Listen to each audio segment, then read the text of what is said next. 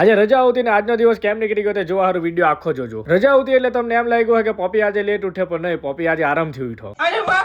ઉઠીને કાચમાં મોઢું જોયું તો ભૂખ લાગેલી હોય તેવું લાગ્યું. હવે એમ કહેવાય કે સવારમાં ફ્રૂટ ખાધેલું બહુ હાજુ, એટલે આપણે કીડાની વેફર ખાઈ લીધી સિરીઝ જોતા જોતા. અબે સાલે વેબ સિરીઝ સોલિડ મળી ગયેલી હતી એટલે મને લાગી કે આજે રજા બરાબર નીકળી જાય, એટલે મોઢું મીઠું કરી લીધું. નાસ્તો કરીને ધરાઈ ગયો એટલે વેબ સિરીઝમાં મજા આવતી બંધ થઈ ગઈ. એટલે મેં દોસ્તારના રૂમ પર ગયો, તેને જઈને કીધું કે એકાદ મૂવીનું સેટિંગ કર, આજે રજા છે, બપોરિયું કરી નાખીએ.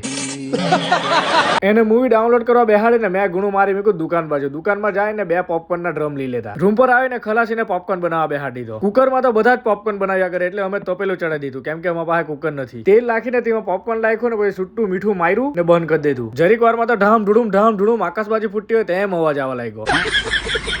ત્યાર પછી તેમાં મેગી મસાલો નાખ્યો. મને લાગ્યું થોડા ખાવા થોડા પીઓ બનાવવાનો કે હું, પણ ખલાસી તો લઈ પાડે ખબર ને, એટલે કઈ બોલ્યો નહીં. ત્યાર પછી પોપકોર્ન ને બ્લેન્કેટ લઈને દોસ્તારના રૂમમાં ગયો ને ભૂલથી મૂવી જોવા બેહાઈ ગયો, કેમ કે મૂવી જોઈને કઈ ઇફેક્ટ નહીં આવી, એટલે આજે ઇફેક્ટ પીવા પડ્યું. ઇફેક્ટ પીને બહુ ઇફેક્ટ આવી, એટલે રૂમમાં આવીને લંબાઈ મૂક્યું. તમને બી ઇફેક્ટ જોઈતી હોય તો પોપીને ફોલો કરો, પોપી પાસે બહુ ઇફેક્ટ છે.